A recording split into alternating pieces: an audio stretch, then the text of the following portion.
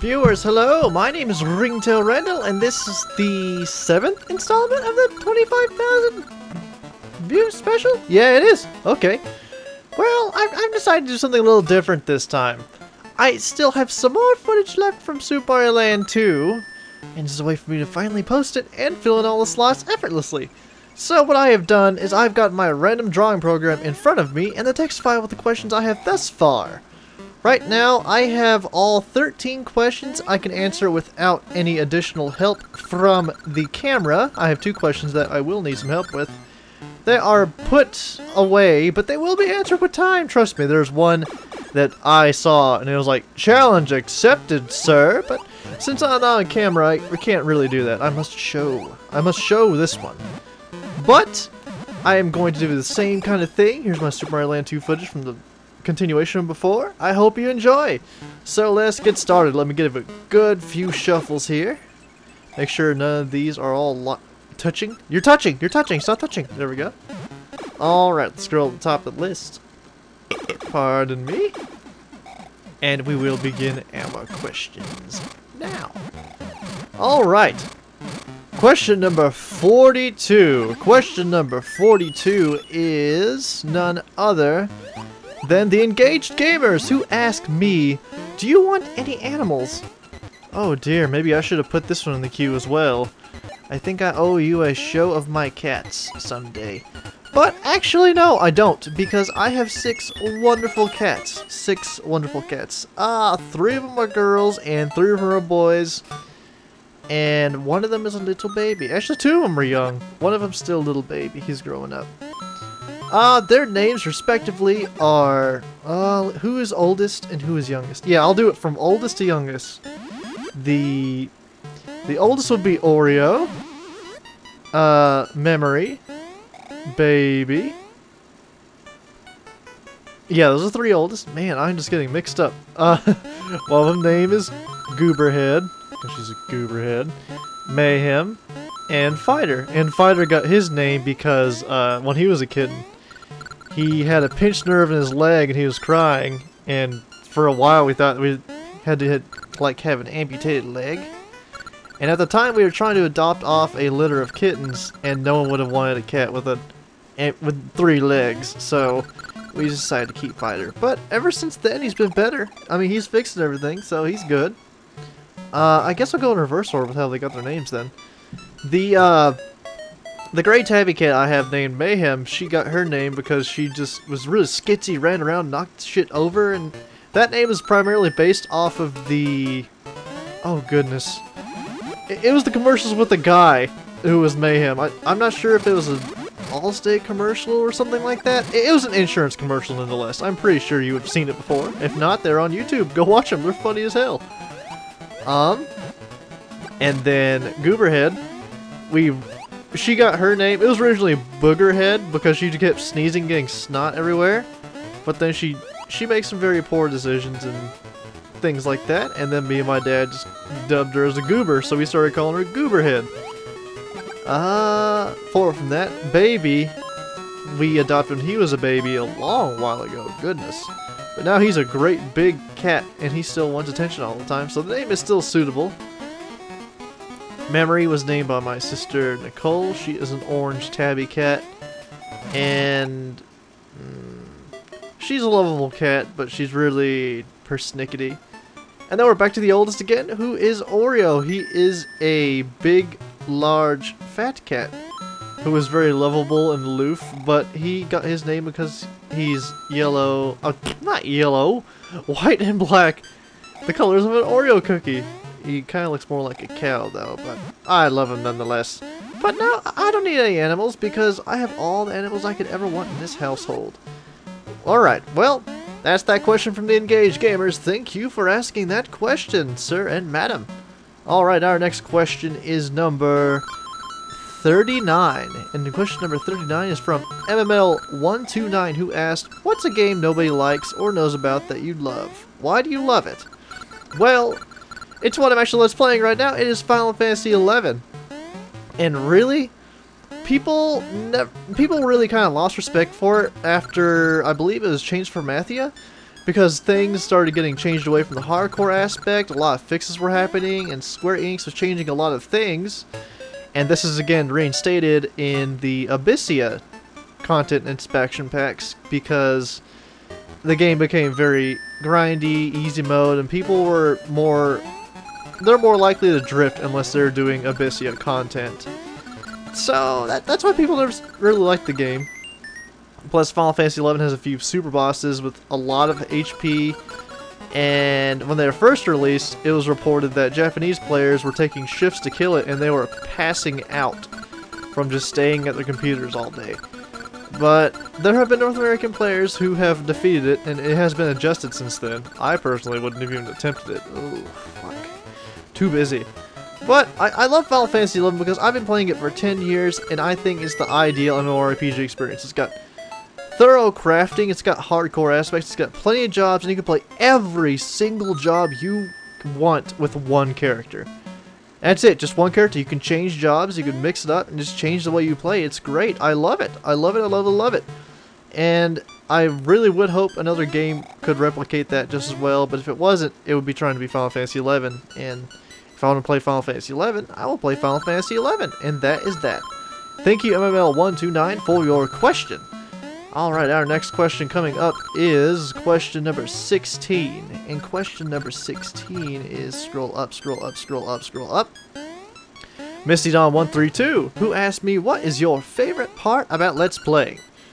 Well, my favorite part about Let's Playing definitely is the fact that I get to share my memories, my experiences, and just my skill or lack thereof at the game I'm playing, because like every choice I've made is because I want to show it, because it's been obscure or it just didn't receive what all the I'm getting so mixed up here, I'm terribly sorry. It's just that it didn't, I don't feel it received the acclaim it should have, like 3D Dot Game Heroes for one, because I'm a retro gamer myself, and it is a love letter to any retro game out there. Even though it's a top-over adventure, Zelda-style adventure game, it makes references to platformers, racing games, RPGs, especially RPGs, and other such things through cutscenes, loading screen positioning, character model sprites, and just about everything. Several throwbacks, and I respect it for that. I really do. I am really hoping for a sequel to that, but I don't think it's going to happen. Sad. But that is definitely the thing I love most about Let's Playing, and it's also the fact that I actually talk like this when I'm Let's Playing when I play a game normally. I'm not addressing it to someone, but I am usually speaking aloud. I have always done this ever since I hit about 14, so it just kind of came natural to me. It's very therapeutic to actually know that I can recall my experiences and share them out as well, and that some people enjoy them. I mean, like I said in the last one, I don't really want to be famous. It seems like a hassle. A complete and total hassle. But the fact that someone's listening and it's actually, they actually take entertainment from it, that really warms my heart. And if I can bring a smile to at least one person's face, I think I've done my job.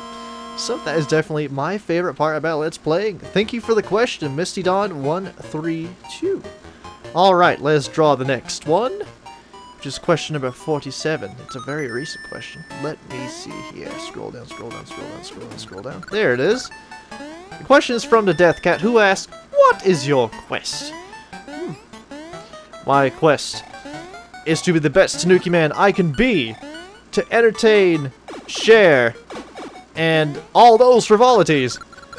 I mean, this is actually kind of a hard one to sum up. I had like a whole thing rehearsed for it, but I'm like, it's not exactly right. I don't know. I just want to show how unique I am as a person through my content. I'm not focused on being famous, like I keep saying. I'm not really focused on making money, but if I get to a certain point where I can actually pull some money from being in a partnership, it would definitely help for paying for the hobby instead of all the hobby money coming out of my pocket. So that is my quest, to entertain and be a part of the community as much as I can without having to run another community channel, because as great as the opportunity as it was, things have changed and it's just very awkward to think about for me. So that is that. Thank you for the question, the Death Cat. Alright, we are almost at the 10-minute mark here, so we're about halfway through. Let's get as many more done as we possibly can. Next question is number 52, which comes from Narava564, who asked me, what is the hardest game you've played in your childhood? Oh boy. Well, a long ass fucking time ago, a video game company called Irem Corp produced a successful game on the Atari called Spelunker. And this game was ported to the NES, and I believe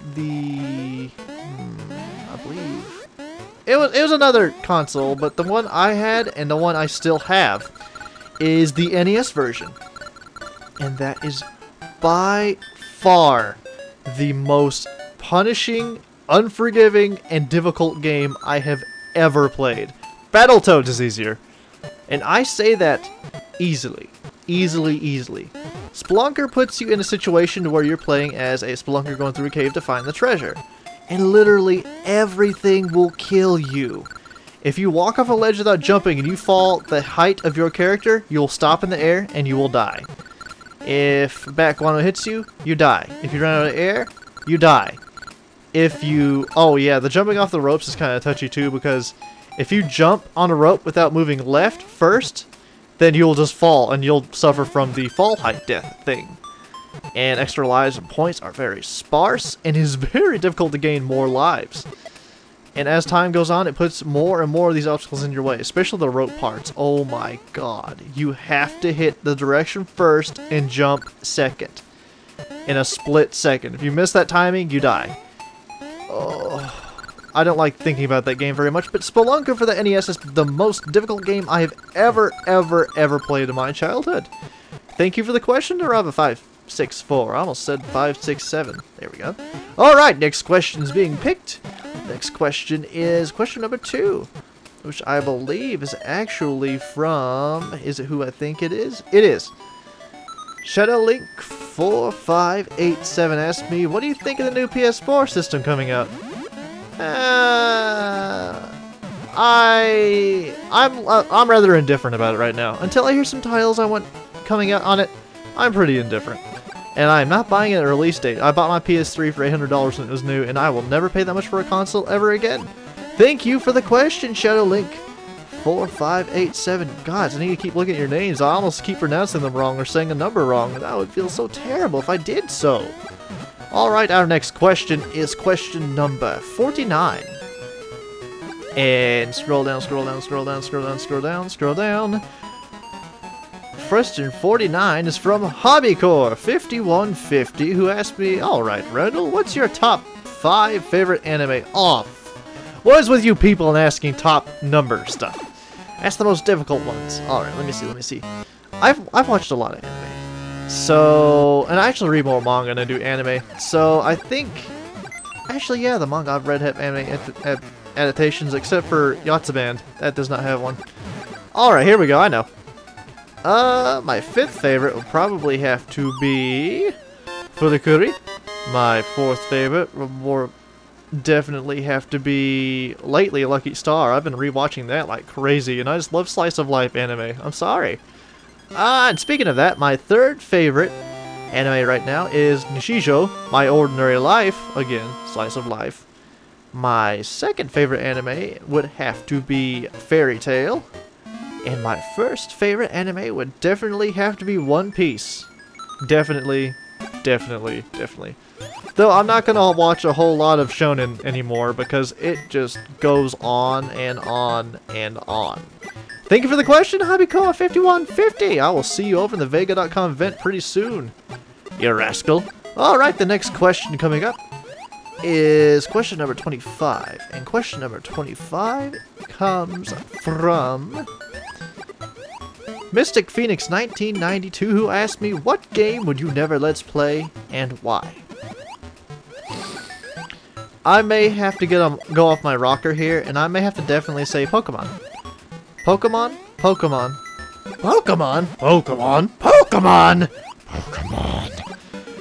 I have nothing against Pokemon, But ever since I went onto YouTube and I have gotten into Let's Plays, I have noticed that and Minecraft and some horror games just make me sick to see because it's just totally oversaturated. And oh my goodness. Oh my goodness. I mean, I guess I have to kind of redeem myself and say at one point I did love Pokemon too. When I was the age of a lot of these people Let's playing it, 12, 13, 14, 15, so on, I loved Pokemon too. I was in the original generation though of like Pokemon Red, Blue, Yellow, and Gold, Silver, Crystal. After that I dropped off. I was done.